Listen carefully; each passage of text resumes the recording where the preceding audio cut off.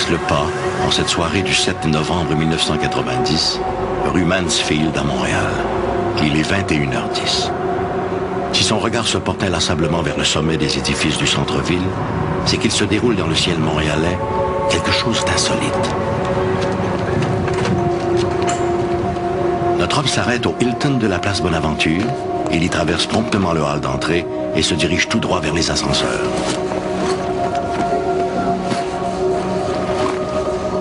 Cet hôtel du centre-ville se distingue par sa piscine fonctionnelle les 12 mois de l'année, aménagée sur le toit de l'édifice. Mais en cette soirée de novembre, il s'y trouve plus de curieux que de baigneurs. Une trentaine de personnes sont là, les yeux rivés sur un étrange objet volant, immobile au-dessus de leur tête.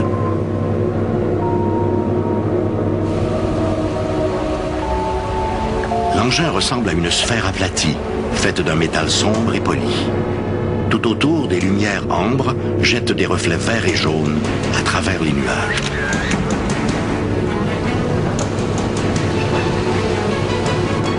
Fébrile, l'homme place son appareil photo sur un point d'appui et tire quelques clichés. Marcel Laroche, journaliste au quotidien Montréal et La Presse, est loin de s'imaginer que ces clichés deviendront les pièces maîtresses de l'une des plus étonnantes observations d'OVNI de l'histoire du Canada.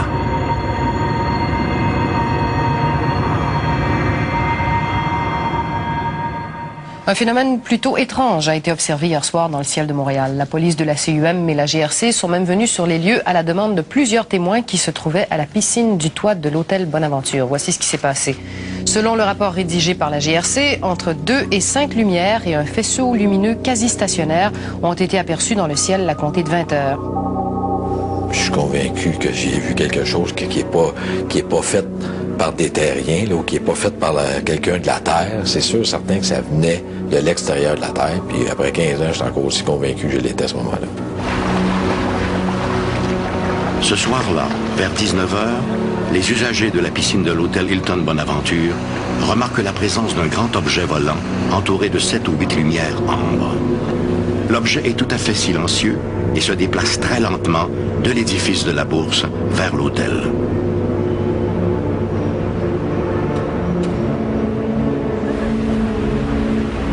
Pour certains, l'apparition rappelle ces ovnis dépeints dans le classique Rencontre du troisième type de Steven Spielberg.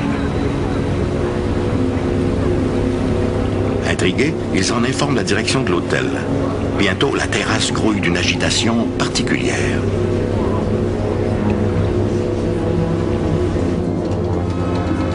Vers 20h, la direction de l'hôtel informe la police de la communauté urbaine de Montréal qui y dépêche une autopatrouille. L'agent François Lippé arrive sur place quelques minutes plus tard.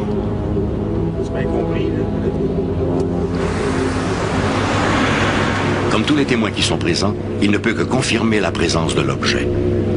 Ce dernier, à présent tout à fait immobile, est visible depuis maintenant près d'une heure. Vers 19h30, un des policiers de mon groupe m'a appelé à mon poste pour me demander de me rendre sur les lieux parce que là, il pensait que c'était un événement assez spécial qu'il était en train de vivre. Il s'en allait là prendre un rapport de plainte quelconque, mais il s'est aperçu qu'il y avait quelque chose qui était assez inusité. Moi, quand je suis arrivé sur les lieux, j'ai constaté la même chose que mon policier m'avait donné au téléphone comme information. Pensant ainsi trouver réponse à ces questions, l'agent Lippé contacte les contrôleurs des aéroports de Dorval et Mirabel. Malheureusement, les radars des deux aéroports ne décèlent rien d'autre que des appareils du trafic régulier. En OSR, c'était bien difficile d'évaluer la hauteur. On savait que c'était quelques mille pieds là, à l'œil, mais on ne savait pas non plus exactement. Puis au téléphone, le contrôleur m'informe que sur le radar, actuellement, il y avait un cargo numéro XXX qui passait au-dessus du centre-ville. Puis effectivement, moi j'étais à l'extérieur avec le téléphone sans fil et je voyais l'avion passer. Mais l'avion passait sous l'objet. Fait que j'ai demandé, j'ai dit à quelle hauteur quel est ton avion? Fait qu'il dit à peu près 6400 pieds. OK? Mais j'ai dit, c'est quoi qu'il y a au-dessus? Fait que lui, il me dit, ben, j'ai rien. Lui, il n'y avait aucune apparence sur son radar, comme quoi il y avait quelque chose autre que l'avion qui passait. Si les appareils radars de l'aviation civile ne détectaient rien, peut-être que ceux de la base militaire de Saint-Hubert avaient-ils repéré cet objet étrange. At that size, you better be sure we would see it. Au terme de leur entretien, l'agent Masson a la conviction que le contrôleur lui a caché certaines informations.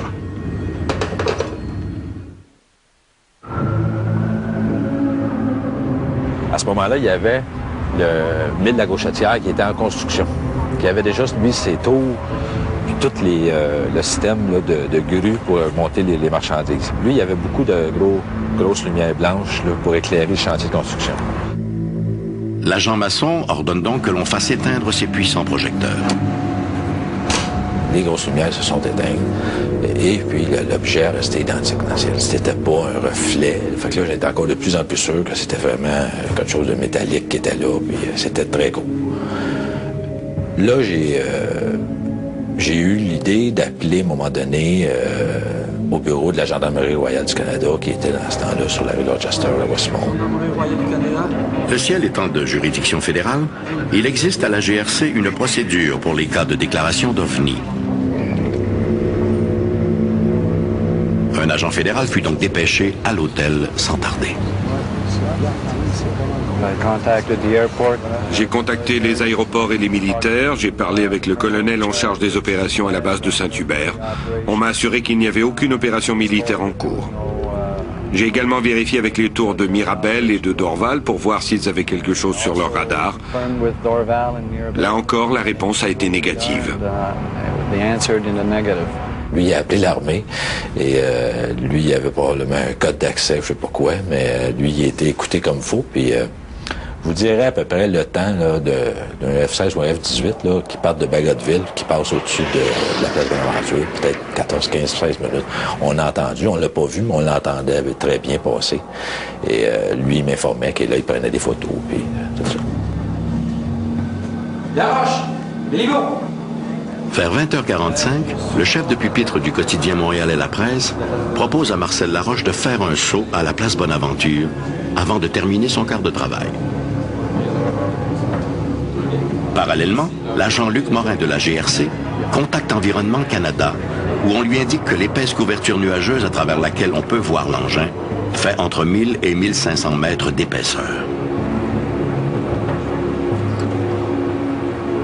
C'était immense, parce que l'évaluation de la hauteur était entre 8 et 10 000 pieds. Puis c'était énorme au-dessus de nous autres. Puis c'était très haut. Puis juste pour un peu situer les téléspectateurs là-dedans, si, exemple, ça aurait eu à atterrir sur la Terre,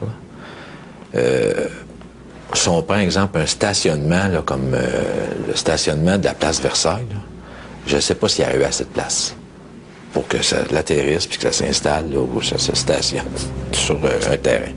C'était immense. Vers 22h30, l'objet se déplace vers l'est de la ville.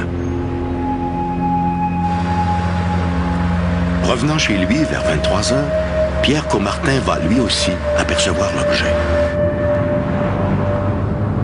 I could see something.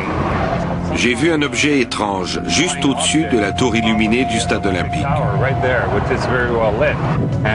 L'objet se déplaçait dans le même sens que moi, en direction est. Il paraissait très gros, et je suis sûr que ce n'était pas un dirigeable. Je ne sais pas ce que c'était, je n'ai jamais rien vu de pareil. Caumartin croit avoir affaire à un engin promotionnel bordé de puissants projecteurs. Les lumières étaient très puissantes, très grosses. C'est à partir d'ici que j'ai commencé à entendre le bruit que faisait l'objet. C'était comme une modulation. C'était très rythmé. L'objet se déplaçait aussi de façon très étrange. Il demeurait immobile un instant, puis glissait d'un seul coup, un peu plus bas. And then it would like glide and go down very fast. Les photos prises ce soir-là par Marcel Laroche furent envoyées au Dr Richard Ames, spécialiste en optique pour le laboratoire Ames de la NASA. Suite à l'analyse des négatifs de la roche, le Dr Haynes conclut que les lumières ne sont pas des reflets lumineux, mais émanent bien d'un objet physique à 3 dimensions. Il en ressort aussi que l'appareil évoluait à une altitude variant entre 1000 et 2700 mètres et que son diamètre était d'environ 540 mètres, soit l'étendue de 5 terrains de football. L'étude réfute donc l'hypothèse de l'aurore boréale ou d'un quelconque phénomène astronomique. Il est malheureusement impossible à ce jour de connaître le résultat des vols de reconnaissance des appareils F-18 de l'armée canadienne. De plus, tous les rapports d'observation de l'appareil, rédigés par les policiers municipaux et par ceux de la GRC, sont devenus dès le lendemain officiellement inaccessibles. En effet, le 8 novembre, 2 agents du NORAD, organisme voué à la protection du territoire nord-américain, ont eu le mandat de rapatrier tous les constats disponibles concernant cette apparition dans le ciel montréalais.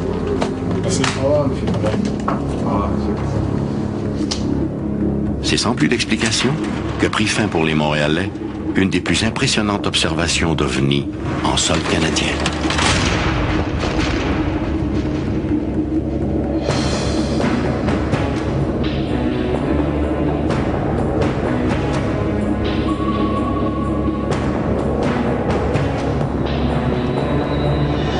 Malgré son aspect spectaculaire, l'OVNI de Montréal, comme l'ont baptisé les médias, n'est pas unique. Au début des années 1990, de nombreuses observations d'OVNI ont été signalées au-dessus de Bruxelles, une ville d'1 million d'habitants, et de Mexico, qui, elle, compte 20 millions d'habitants. Mais dans tous les cas, le mystère demeure. Sommes-nous visités par des vaisseaux d'un autre monde ?